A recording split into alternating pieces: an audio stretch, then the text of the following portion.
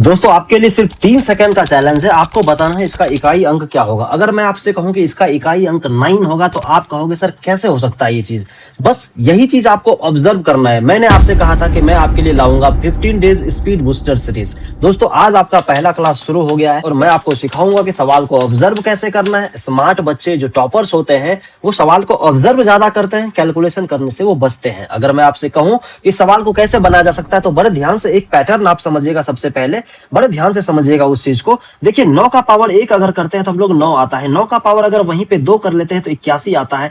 9 का पावर अगर 3 हम लोग कर लेंगे तो यहाँ से 729 आता है। आप एक चीज यहाँ पे ऑब्जर्व कीजिए। देखिए इसका इकाई अंक 9 है, इसका इकाई अंक 1 है, इसका इकाई अंक 9 है। यहाँ पे आप क्या ऑब्जर्व किया? आपने ऑब्जर्व किया अक्सर इसका 9 है, इसका 1 है, फिर इसका 9 आ रहा है। अगर एक पावर और भी बढ़ा दे हम लोग, यहाँ से 9 का पावर 4 भी कर दे तो 9 गुना 9 करेंगे तो 81, लास्ट में 1 आएगा यानी 1 आएगा। आप यहाँ से कह सकते हो सर यहाँ पे 9 1 9 1 ये साइकिल बन गया। साइकिल कैसे बन रहा है? 9 1 9 1 का साइकिल बन रहा है। यानी यहाँ पे आपको ये चीज ऑब्जर्व करना था सर। यहाँ पे पावर 1 है तो यहाँ देखिए 9 आ रहा है। यहाँ पे पावर जैसे ही 3 आया फिर से 9 आ गया। यहाँ पे जब 2 था तो यहाँ पे 1 आ रहा था, यहाँ 4 था तो यहाँ पे 1 आ रहा था। यहाँ पे एक चीज आपको ऑब्जर्व ये करना था कि सर अगर 9 पे पावर ओड रहेगा, पावर अगर ओड रहेगा, ओड का मतलब विषम संख्या अगर रहेगा तो उस केस में यूनिट डिजिट जो है वो हमेशा 9 आएगा। और अगर 9 पे पावर इवन आ जाएगा, 9 पे पावर अगर इवन आ गया यानी सम संख्या आ गया तो इसका मतलब है उस केस में इसका इकाई अंक क्या होने वाला है? इसका इकाई अंक 1 आएगा। ठीक है, इसका इकाई अंक 1 आएगा। यही चीज ऑब्जर्व करना था। अगर आपने ये चीज ऑब्जर्व कर लिया,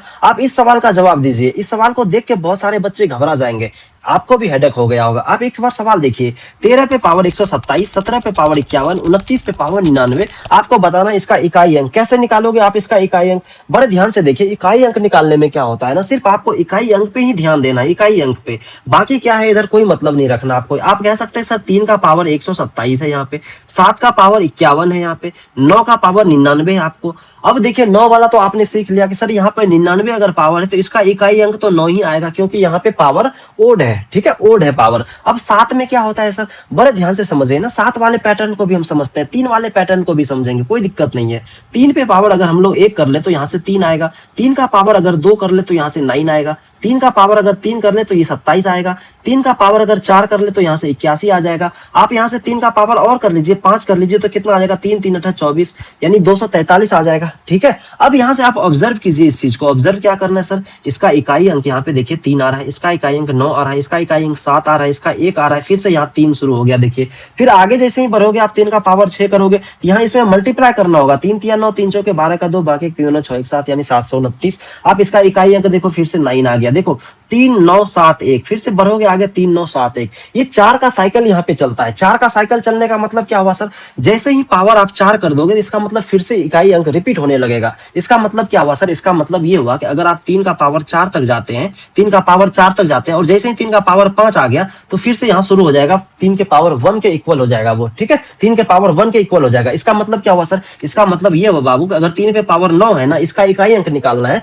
आप सीधा यहाँ पे 4 से भाग दे दीजिए तो यहाँ से पता चल जाएगा 4 4 का कितना पेयर बन सकता है। तो आप कहोगे सर 4 4 का 2 पेयर बन सकता है, 4 4 8 हो जाएगा, लास्ट में बच जाएगा 1। शेषफल से आपको मतलब है 3 का पावर 1 बच गया यानी 3 का पावर 1 का यूनिट डिजिट क्या आता है? 3 आता है। इसका मतलब इसका भी इकाई अंक कितना आएगा? 3 आएगा। ये चीज अगर आप समझ गए तो अब यहाँ पे आइए एक बार फिर से। अब यहाँ पे क्या था, 127 था। 127 में आपको क्या करना है, 4 से भाग देना है और शेषफल आपको निकालना है। तो 4 से भाग देंगे, 4 3 12, 4 1 कम 4 यानी शेषफल 3 आ गया। आप कहोगे सर 3 का पावर यहाँ पे 3 बचेगा। प्लस 7 वाले को कैसे करेंगे सर, 7 वाले को समझते हैं हम लोग। ठीक है ना, 7 वाले को समझते हैं। एक एक चीज ऑब्जर्व करना सीखिए। एक बार अगर आप ऑब्जर्व करते हैं ना तो फिर आपको एग्जाम हॉल में इतना मजा आएगा ना, इतना मजा आएगा, मैथ्स आपको हलवा लगने लगेगा। और मैं आपको कह रहा हूं ना, मैथ्स आसान है, बस आपको गलत तरीके से पढ़ाया गया है। आपको इंटरप्रेट करने के लिए नहीं सिखाया गया, एग्जीक्यूट कैसे करना है एग्जाम हॉल में वो चीज नहीं सिखाया गया। और मैं आपको 15 दिन में इतना कुछ सिखा दूंगा, आपका मैथ्स में इंटरेस्ट भी जग जाएगा और आपका स्पीड भी बढ़ जाएगा, कैलकुलेशन स्पीड भी बढ़ जाएगा। ठीक है, तो आप टेंशन मत लीजिए, सिर्फ 15 दिन इसको फॉलो करके देखिए।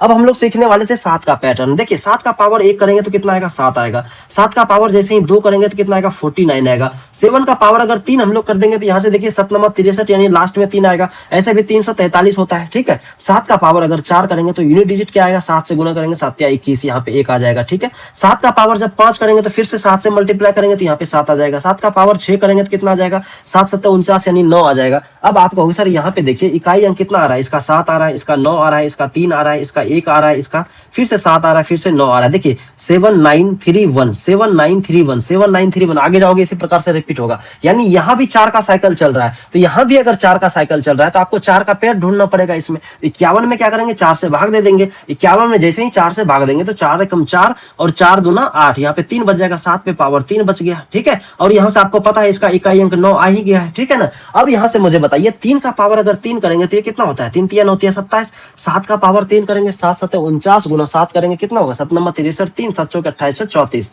आपको पता है 343 होता है। आपको तो सिर्फ इकाई अंक चाहिए ना जी। इकाई अंक कितना आ रहा है, 7 यहाँ पे आ रहा है, 3 यहाँ पे आ रहा है, 9 यहाँ पे आ रहा है। तो 7 3 10 9 19 होता है। तो लास्ट में क्या आ गया, 9। यानी इसका राइट आंसर क्या हो जाएगा, 9 हो जाएगा। इसका करेक्ट आंसर क्या हो जाएगा, 9 आ जाएगा। देख लिए ना, यही चीज होता है ऑब्जर्व करना। पैनिक नहीं करना है, आपको ऑब्जर्व करना है। ठीक है, एक बार अगर आप ऑब्जर्व कर लेते हैं ना, ये चीज इंपॉर्टेंट है। ऑब्जर्वेशन जरूरी है, कैलकुलेशन जरूरी नहीं है। ऑब्जर्वेशन सबसे पहले जरूरी है, कैलकुलेशन तो बाद में आता है। अब आपने यहाँ पे क्या देखा, आपने यहाँ पे देखा सर साइकिल चलता है। ये साइक्लिसिटी क्या होता है, किसमें 4 का चलता है, किसमें 3 का चलता है, ये तो आपको पता होना चाहिए ना। अब मैं आपको सिखा रहा हूँ, बड़े ध्यान से देखिए।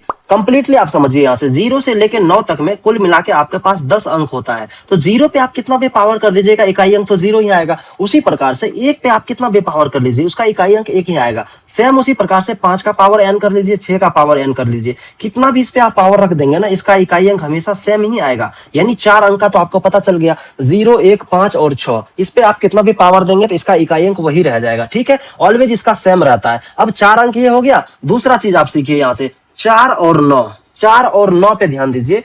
9 का तो आपने अभी सीख लिया। 9 का क्या सीखा आपने, अगर ओड होगा पावर, अगर ओड होगा और इवेन होगा तो ओड होगा तो क्या आएगा, 9 आएगा। इवेन होगा तो कितना आएगा, 1 आएगा। क्लियर है ये बात। चलिए 4 के बारे में सीखिए। 4 के बारे में भी सेम पैटर्न है सर, अगर ओड होगा और इवेन होगा। अब आप यहां से इसको फील कीजिए, याद नहीं करना है, रटना नहीं है, आप समझिए इसको। 4 का पावर अगर 1 करते हैं तो 4 आएगा।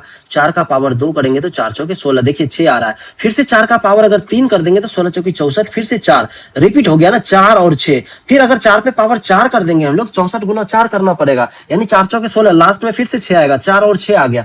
यानी 2 का साइकिल चल रहा है, 2 का साइकिल नहीं चल रहा। आप इस चीज को ऑब्जर्व कर सकते हैं कि सर यहाँ पे अगर ओड था तो इसका आ रहा था 4, और जब इवेन पावर कर दिया तो इसका आ रहा है 6। यानी ओड वाले में कितना आ रहा है, 4 आ रहा है, इवेन वाले में कितना आ रहा है, 6 आ रहा है। बस ये चीज ऑब्जर्व करना था आपको यहाँ पे। ठीक है, तो कुल मिला के 4 यहाँ पे हो गया और 2 यहाँ पे आ गया। 4 2 6 अंकों का आपने ऑब्जर्वेशन कर लिया। आपके पास बचा है अभी भी 4 अंक। वो 4 अंक कौन कौन सा है, जल्दी से मुझे बताइए। 4 अंक आपके पास बचा हुआ है, 2 है, 3 है और 7 है और 8 है आपका।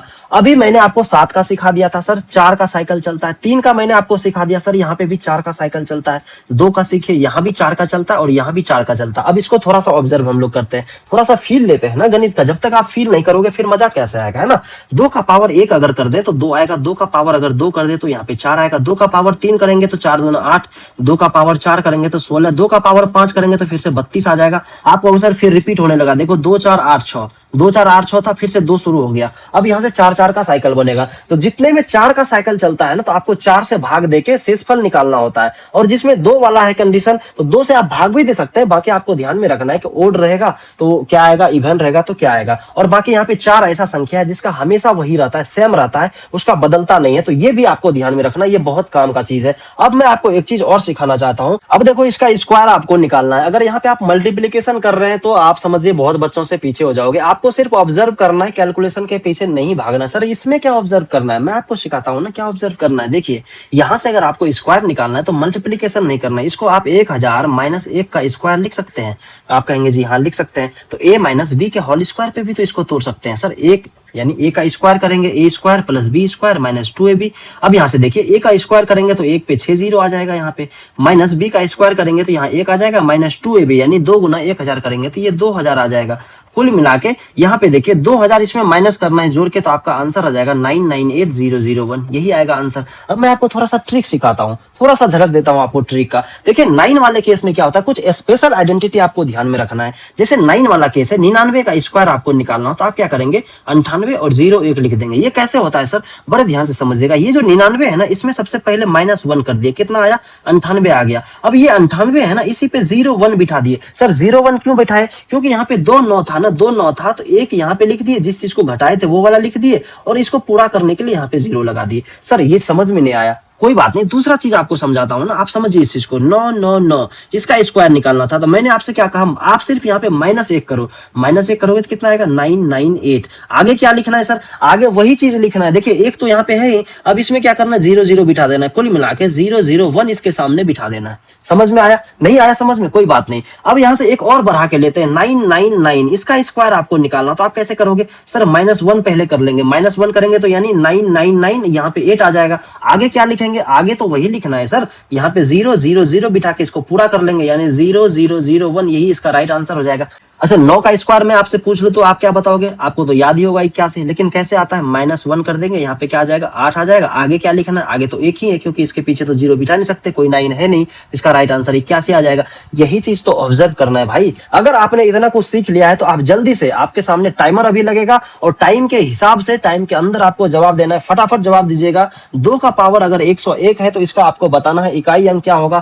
7 का पावर अगर 222 है तो इसका इकाई अंक आपको बताना है। उसके बाद 13 का पावर 99 है, इसका इकाई अंक आपको फटाफट बताना है।